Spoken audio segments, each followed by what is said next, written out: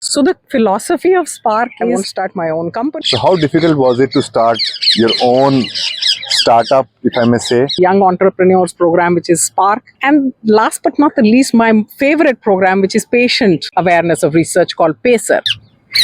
So the parrot is listening to you very carefully, you know. It's a beautiful bird. The parrot is also throwing in its own views. Yes, we listen, yes, you understand.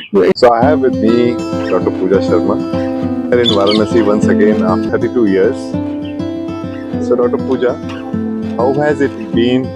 How has been your journey over the last 30 years? You started off as a medical student and then you specialized in obstetrics and gynecology and did your MD.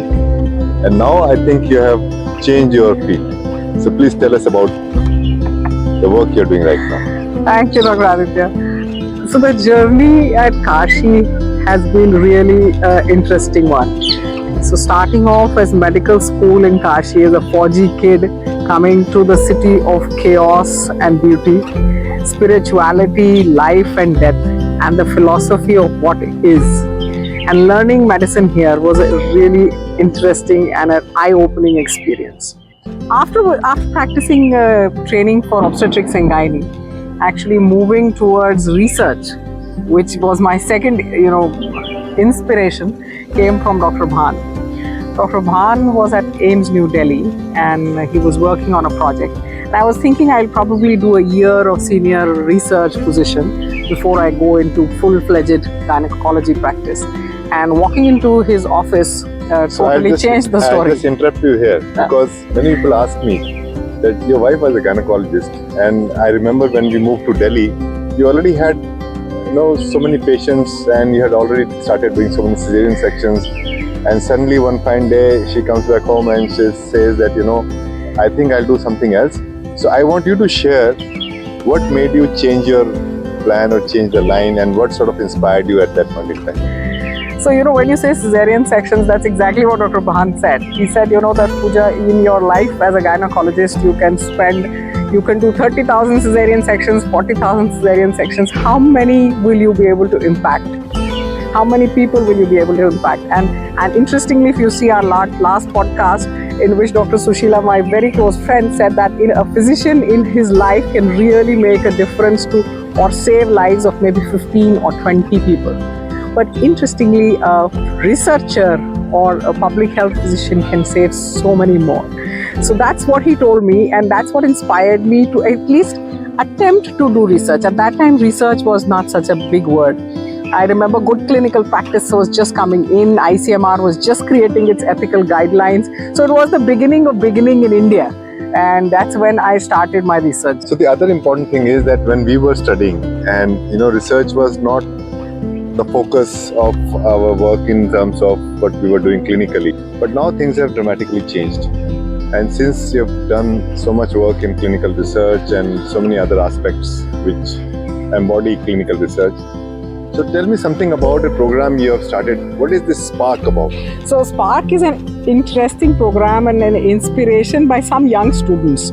So I always felt, that while we were teaching, and I have had experience at Medanta for almost 15 years with looking after their DNB program and their academics, and seeing that, and myself having done my MD, I realized that while we get into the research mode a little later, in Indian training system, by the time you get to research, you're already like 6-7 years, into medicine. Right. And by that time, you're quite more interested in the clinical part of it, which really is the immediate gratification. And it makes you feel good because you've just treated a patient.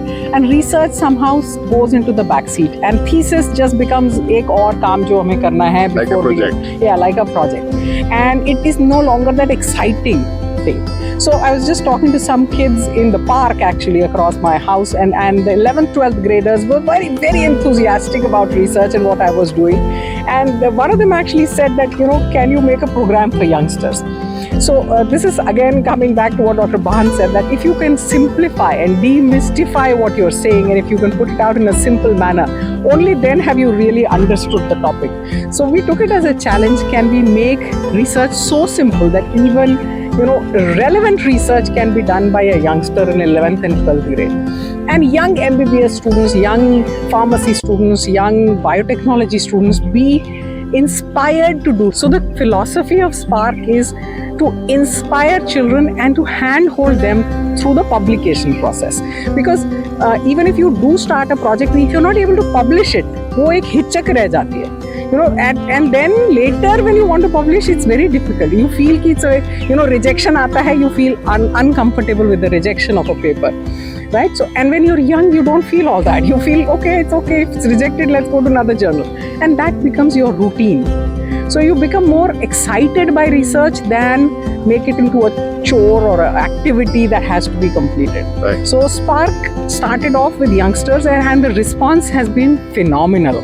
So my next question would have been, how do you reach out to the youngsters? Because in today's world, everybody is on the phone, and you as a researcher, have to reach out and let the people know, and let the 11th and 12th graders know that there is a system, there is a system by which they can end up publishing or writing some paper.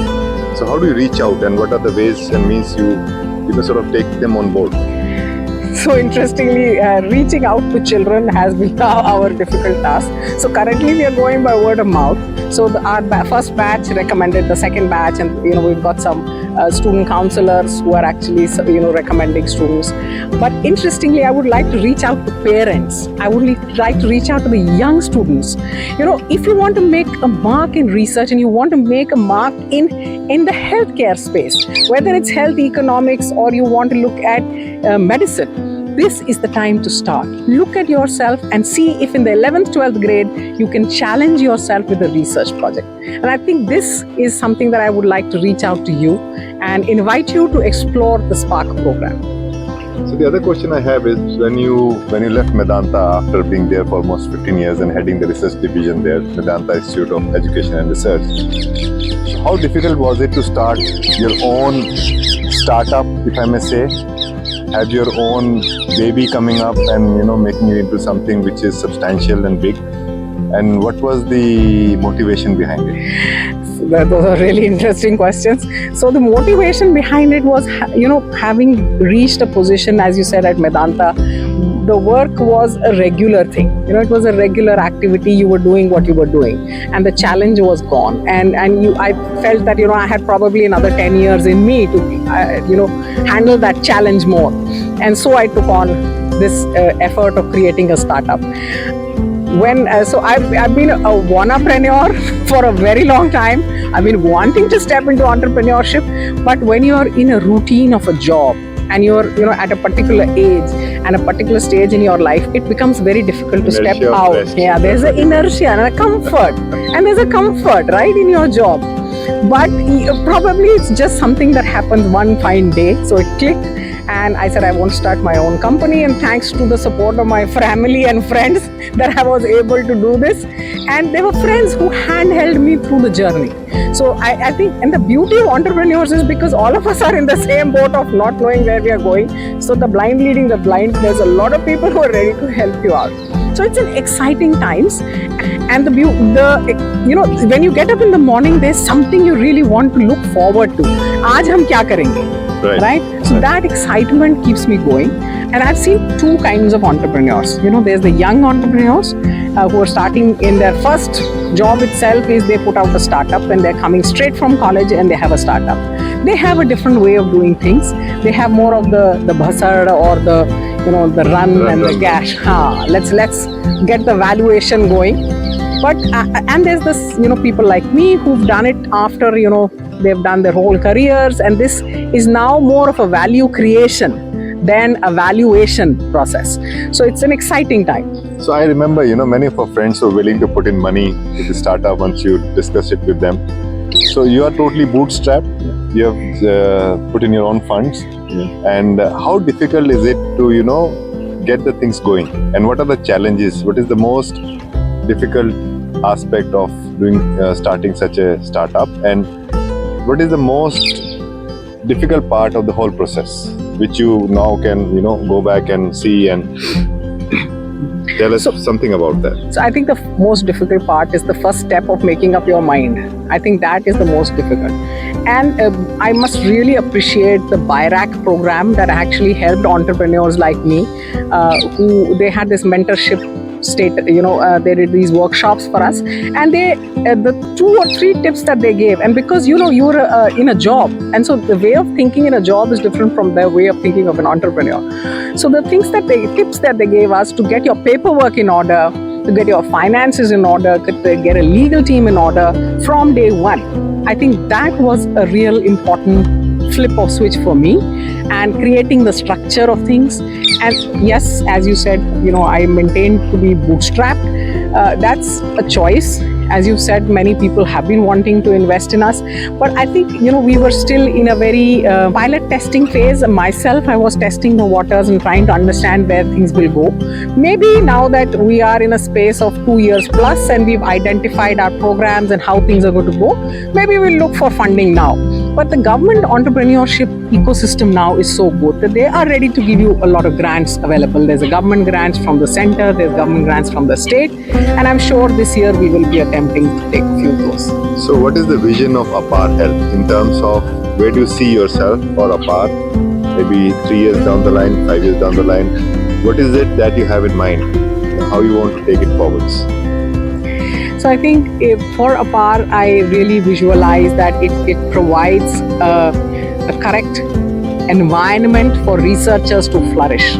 So whether these are young researchers or surgeon entrepreneurs or patients who are driving research, I really want everyone in India to think about research as a positive word, to be inspired when the word research comes, and not have the word guinea pig come up, at any time. So the 2 programs that we run, which is the Young Entrepreneurs Program, which is Spark, and last but not the least, my favorite program, which is Patient Awareness of Research, called PACER. So once, there was this one patient who said, her son had a rare disease. And she said that, Dr. Pooja, we have so many patients even of rare diseases in India, yet we have no publications, right? Our doctors need to do more research. They are doing excellent care, but they need to do more research. So coming to that point, I know many of my colleagues in plastic surgery have reached out to you and you have helped many of them publish their work. So what are the things you would tell the youngsters that what they need to do to have a good publication, and what are the things they should look into? And how long does it take for them to be able to publish if they have had a good body of work and they have good record? And how do you help them? So you've already hit the nail on the head. So first thing that they must have a mindset that they would like to share their work with the global ecosystem. They want to share this with patients, they want to share it with doctors, right? That's the one. There should be a reason why they want to do research. And the second is that they must have good record keeping, because without record keeping, it's not a great idea. So we will talk about how records to be kept at a later date. Probably, the fact that we are using Excel sheets is a different story.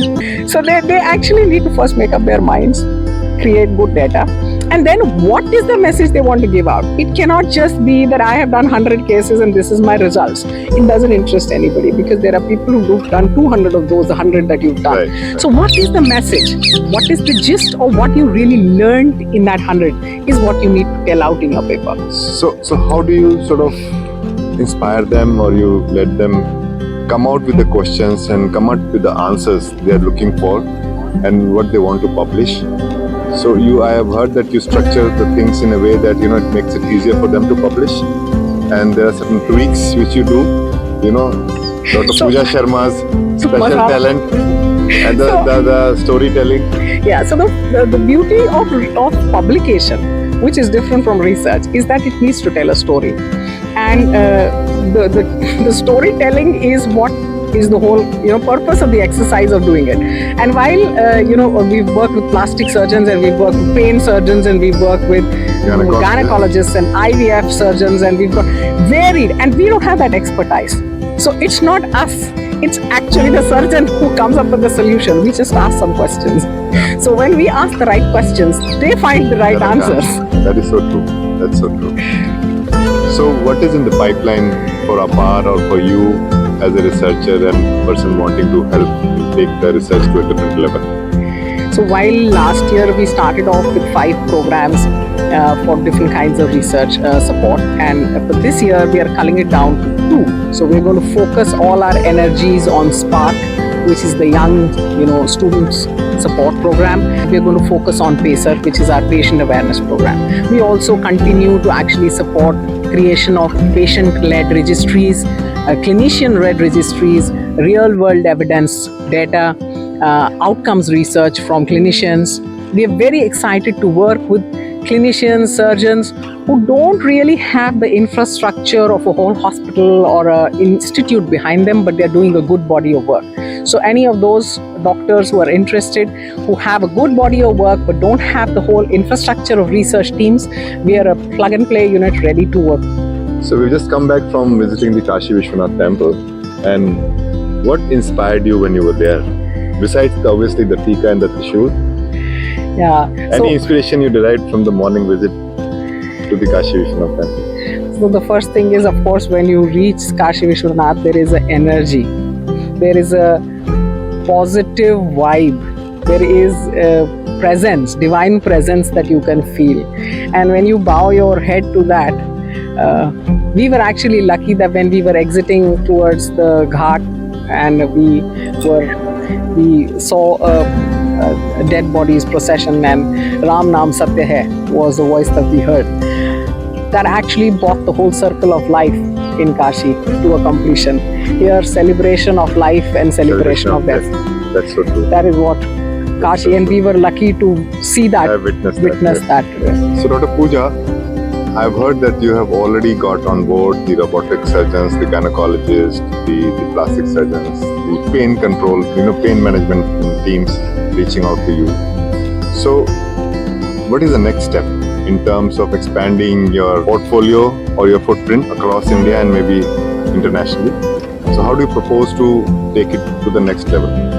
You have somebody working for you in terms of, because it's a digital world and you cannot do everything on your own. And I know that you do write excellently. You have written so many on the LinkedIn posts, and it's very thought-provoking. So if you want to take it to the next level, so what do you envisage is the next line of action for you? So I must give a shout out to my team right now.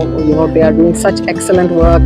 Dr. Adarsh, Dr. Riya, Dr. Avni, Khushbu, Dr. Padam Singh, Abir. I've got a ton of interns that are working with me. So that's the efforts being made at every institute. Wherever I'm talking, whether it's in a surgeon, plastic surgeons association, or a urologist, or even general physicians, everybody is excited about innovation. So either people are looking to invest in innovation. There's a mid-level management guy, mid-level surgeons who are thinking, "Acha, main invest hi kar deta hu startup mein." And then there's the young ones who want to start up, and then there's the super seniors who want to start up as well. So it was an opportunity to hear Dr. Sridhar at the APSICON here at Banaras yesterday. And Dr. Sridhar is an octogenarian, and what an inspiration he was.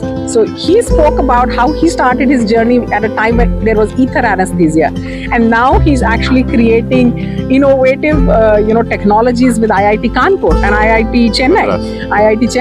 So it's an interesting space. So there's the super seniors who are going into innovation, then there's the mid-level who's actually looking to invest in innovation, and the youngsters who, of course, are of an innovative mindset. We're trying to create surgeons for innovation to actually cater to all of them, to handhold you through your idea conversion into a market, ready product. So Dr. Sridhar was one of the first people to actually take up AI and all the 3D printing, and he set up his own system.